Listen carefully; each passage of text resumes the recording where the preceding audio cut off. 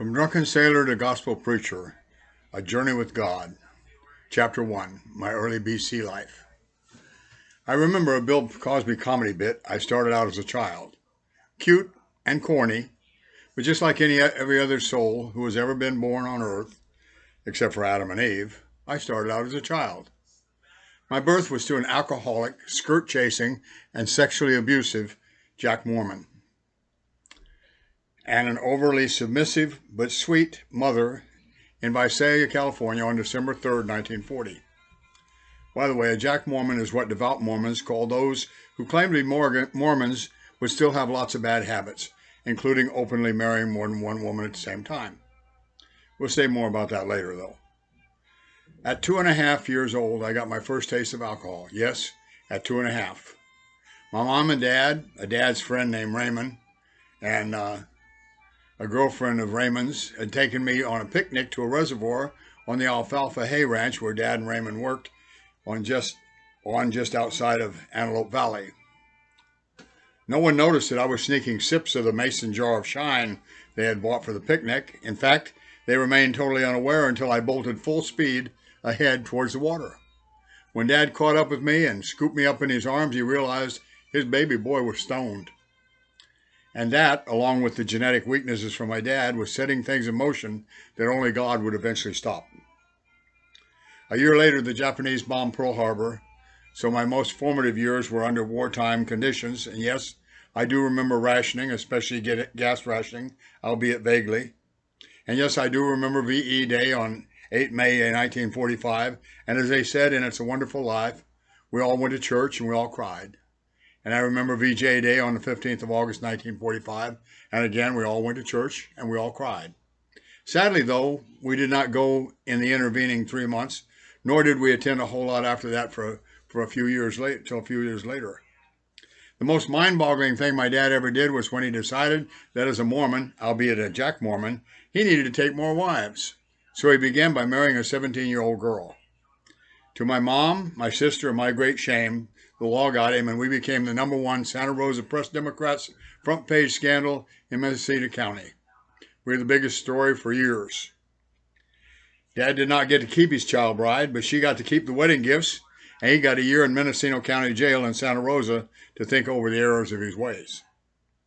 Now, why is that story so important, my story? Well, when Dad went to jail, we were left with no income. While Dad was in court, Mom rented a room in a cheap Skid Row flea bag hotel to be close to the courthouse. When our money ran out, she and I picked hops once, terrible and low-paid work, and other odd jobs. As things got worse, Mom even begged for money. But there were several times Mom, my sister, and I went without food for up to 3 days at a time. We missed meals for up to 3 days so many times during that several weeks that I had boils on my body from malnutrition, some as large as a silver dollar. One of my childhood's saddest heartaches was hearing a mother telling her son, very loudly so I could be sure to hear, "Stay away from him, that might be contagious." Even at that young age, I knew my sores were from not eating, and when we did, it was not fruit or vegetables, but just bread and sandwich spread. I remember thinking, "Stupid lady, you do not catch hunger." Finally, we came back to our room one night. She had been trying to avoid the manager to find her. We only came back to find ourselves locked out of the room and our clothes locked in. So that night, we learned about sleeping on park benches. We spent a couple nights on park benches. But wouldn't you know it, just like the U.S. Cavalry in a B Western, 2 shining knights in armor, that is, 2 young Mormon elders, came along and rescued us. Yep. They not only got us into an apartment and stocked the pantry, but they redeemed our suitcases and boxes of clothes and got us to the welfare office to sign up for assistance. Mom was hooked. She now thought Mormons were the greatest things in sliced bread. The 2 elders did a weekly study in our apartment, and we were picked up and taken to church Sunday mornings, to church for Tuesday night family night, and Thursday evening services faithfully. I even remember acting in a couple of the family day presentations. So my Mormon phase lasted until I started junior high school, and then I lost interest. The redemptive thing, though, if you will, permit me to call it that, about my dad's alcoholism was it allowed me to grow up in 2 worlds. What do I mean by that? Well, my dad was a chef by trade. He had studied under a German chef in Oklahoma. But he always drank so much that and ate so too little, so his weight would drop so low it would impact his health, and he would have to go to work on a ranch and get his health back. He owned his own restaurant twice, which afforded me the opportunity to learn my way around a kitchen and become a above average dinner cook in my own right. But my favorite times were those spent on ranches, where I learned horsemanship, roping, branding, doctoring animals, haying, cultivating, and caring for livestock, cattle, milk cows, and even sheep. As a child, I had horribly pornographic dreams. I mean, really sick stuff that no child could dream up. Years later, after I got saved, the Holy Spirit revealed to me that I had been severely abused sexually until age 5.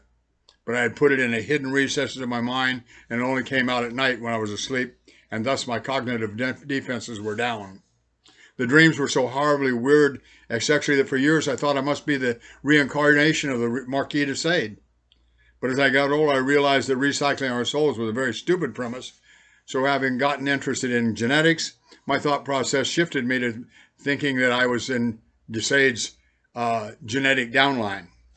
But God revealed the truth in a most amazing way years later. But let me proceed on to another topic. Over the course of my 31 BC years, that's before Christ, God literally saved my life 5 times, 2 of them before I joined the Navy, and 3 that will be revealed later in the next chapter. And of course, 5 is God's number for grace. The first time God preserved my life was 1941, when at 9 months old, I stuck a safety pin in a wall socket. It melted down, but I neither got electrocuted nor even burned.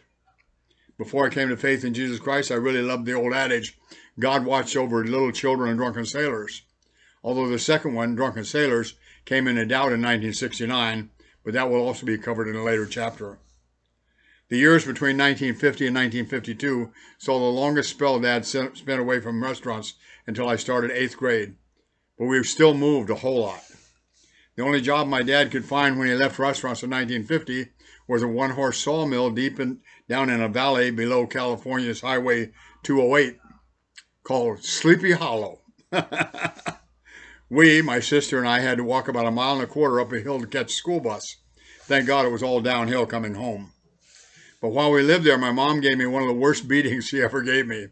There had been a lot of black bear sightings in our area, and Mom had warned us to be on the lookout as we walked.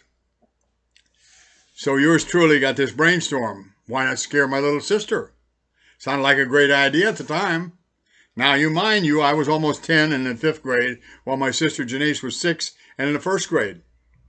So my brainstorm was to run ahead with my longer legs. I could run much faster, hide behind a tree, and jump out behind her and scare her. And that is exactly what I did. I ran ahead about 1/4 mile or so and hid. Janice was crying and saying, Ralph Jr., where are you? You better come out or I will tell Mom you're going to get a whipping. Then she passed by the big fir tree where I was hiding. I jumped out and I went, Grah! Janice jumped straight up in the air at least 3 feet. Her long blonde hair shot straight up in the air. Her head literally turned around a full 180 degrees, so she was looking back behind herself. And when she hit the ground, she was running so hard, faster than humanly possible. I ran all the way home, but she was running so fast. Poor little thing had the biggest adrenaline rush I think anyone's ever had. So by the time I got home, she'd already told Mom the whole story, and Mom was waiting for me with the big wide belt. I tried to tell Mom how funny Janice had looked so far up in the air with her hair standing on straight up in the head and her head spun around 180 degrees, but she failed to see the humor, and man, did she ever whip me. Ouch. Last time I ever had a brainstorm like that. After just a few weeks, Dad was able to get a job at a very large lumber mill, and we moved to the logging community of Hales Grove in the fall. The bus stopped right in front of our house. It was really great. I could walk out the door, walk to the highway, boom, there was the bus. For my 10th birthday, I got my first gun, a used 9-pound, 4-ounce Remington 22 caliber with peep sight. Why was it so heavy? Well, during the Second World War, they had used them to train soldiers. 9 pounds, 4 ounces was the exact weight of the M1, but the ammo was much cheaper for the 22, so they did all their target practice with a 22 caliber 9-pound, 4-ounce 22.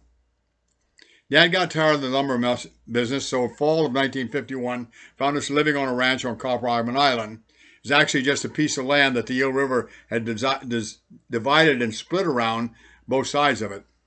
But in the fall, rains washed the wooden bridge away, as it did most every year, and we had to boat the milk out across the river. the boss's son, my sister, and myself would sit on the 10-gallon milk cans and pray one of the logs floating down the river on the floodwaters did not hit our wooden boat, which was loaded down so far that we had about 3 inches of freeboard. It would surely have sunk us, carried us out to sea, and we would have died. But we always made it safely across, then walked about a quarter mile to catch the bus. Got a 16-gauge shotgun that year for my 11th birthday, shot my first duck right after that. We survived the winter and spring of 1952, and summer brought me my first paying job, at only 11 years old, mind you. It was piecework, and my first task was to hoe thistles out of the pasture. My pay was 5 cents per thistle. Now, these were not any thistle. These were those humongous big star thistles that grew about 3 to 5 feet tall, and they have thorns up to 3 inches long. I mean, you could use these things for sewing needles. My job was to carefully hoe around the taproot, making sure to get every bit of it so it would not grow back. After getting it out, I had to lay it on the ground with the roots pointing up so it would die in the sun. My first paycheck was $12.50. That is 250 star thistles, folks. That is a lot of hoeing and digging and a lot of blisters the first couple days. The boss was very impressed with my skills as a star thistle terminator. He's so impressed that when the 2 holding pastures were completed, he graduated me to cleaning water troughs. There were 3 sizes of rectangular water troughs. Small one took about 3 hours and paid me 50 cents. Medium, about 4 hours, paid me 75 cents. A large one took all day and paid me $1. He had also a couple of huge round ones, and they were about a day and a half job, and they were worth $2. In early summer 1952, my dad bought his second restaurant and moved us south to Garberville, California. For the first 2 months, we had our furniture and storage unit and lived in a tent on the bank of the South Fork of the Eel River. This is before it joined the North Fork, which then had run around Cock Robin Island, became the full Eel River. It was great. I swam and fished every single day. But one day we came home and lo and behold, someone had taken our stuff, lock, stock, and barrel. Tent, camp stove, table charge, everything gone. As my sister Janice still tells it to this day, they took everything. Heck, they even took our big trash can and all the trash that was in it. Yeah. So we spent the next few nights sneaking into the storage yard and sleeping in our storage unit while we found a house. Thank God it only took a few days. I worked after school and weekends in our restaurant as dishwasher, swamper, pantry man, and even though I was just turning 12, my dad trained me as his prep cook. I worked 15 to 20 hours a week at $1 per hour. Big wages, great pay for a kid, but my dad taught me how to play poker dice, and every Saturday when he paid me, he'd play poker dice, and I was left about $1 to spend for the week. He'd win all of my pay back. Yep, poker dice done being. But I got my revenge. I had started smoking, and I would steal cigarettes from the restaurant. By the time I got saved at 31, almost 20 years of cigarettes had left me with emphysema, 18 plus years. The town we lived in Garberville, California was very small, about 450 people, but it has grown since then to a whopping 913 people. Less than a mile long, it straddles U.S. Highway, and only 2 traffic lights with no depth on the west side of the highway as it drops down a steep drop into the Eel River about 500 feet below, and only 3 blocks to the east of the highway. But in spite of the size, my dad thought he could get away with having an affair with a city councilman's wife. Upshot was we left town in the middle of the night. Yep, he was about to be gunned down. We moved a lot as I was growing up, some because of my dad's affairs, some because he owed too many people money because of gambling losses. However, we will address the impact the moves had on me in a later chapter. Summer of 1953, I was 12, had my reintroduction to alcohol. There was a bar that used pints for their bar whiskey. They threw the empties in a big pile in the alley out back, and I found that by draining the dregs carefully from one bottle into the next, I could quickly acquire a significant amount of alcohol, and I was hooked. The second time God preserved my life was in 1957. There were 3 amigos, Tom, Alex, and Ralph. You hardly saw one without seeing the other 2. Anyway, they were my first real friends. Remember, we had moved and moved. Sometimes I went to 3 schools in a single year. But these guys became my buddies in the 1954, and they remained my buddies until after I joined the Navy in 1958. Anyway, Tom had a nice little 1950 Dodge sedan, and one day we decided to leave high school campus and go for a lunchtime drive. Actually, we often did. As we often did, we were cutting classes and not intending to go back to school after lunch. So the three amigos plus two other guys, as well as Tom's cousin Mary and another girl, took off for an afternoon of cruising. We were doing great until Tom hit a curve too fast. We were doing about 85 miles per hour when I fast looked at the speedometer. The CHIPS officer who investigated said by the tire marks we were doing about 100 miles per hour when we started our slide. Anyway, an older couple actually saw the accident and they described it to him, but Tom hit these brakes, which made us swerve, and I remember yelling, "Gas, Tom, not brakes." He hit the gas, but immediately went back to the brake, throwing us into a sideways slide, leading two sets of black rubber marks, about 300-foot arc from the right lane to the left lane. It was all like in really hyper slow motion. I remember my arm was out the passenger door window and seeing a big oak tree in our path. I calmly said to myself, you better get your arm back inside. And in slow motion, I got my arm back inside. But we did not hit the tree. When we hit the ditch, we rolled 3 times, hit a stump, which flipped us around 90 degrees, and we ended up then flipping end over end 2.5 times, ending up upside down in a ditch. As I said, there was an elderly couple who saw this evolving. They stopped and later told the CHIPS officer what had happened. So we're in the bottom of this car, in the top of this car, laying down on the ground. Gas was running down the dash on top of the car, which was now at the bottom. So I told Tom to shut off the engine. Now get this, the G-forces of the rolls and flips was so great, Tom's feet had come out of his penny loafers and his socks. Then his feet went back in the loafers and his socks ended up in the top of the car on top of him with us. Now here's the real miracle. The worst injuries were the two other guys. The first one had a broken collarbone and the other one had his jaw broken in 4 places. They had to wire it shut with a couple of weeks. Alex had his collarbone broken. Another fellow had his jaw broken. The rest of us, not even scratches. Alex also had a very bad gash in his head, but the blood was running down his face, making it look worse than it was. But it really did freak Mary's friend out. When she saw Alex, she started screaming bloody murder. But as I said, it looked worse than it actually was. They stitched him up and released him. He didn't even stay in the hospital. Tom, no injuries. Mary and her friend, no injuries. Me, no injuries. When we went to the hospital to check on the injured guys, Mary was a little bit shaken up, and her friend was still freaking out. But even then, back then, God had already gifted me with humor at the right time. And I roughed my hair up, shaking the dirt from it, and said, damn, if Tom wanted to kill us, at least he should have cleaned his car out first. Both girls started laughing, and they were okay after that. Tom's car was totaled, and as they often do, they put it on display downtown where my mom and I went to look at it.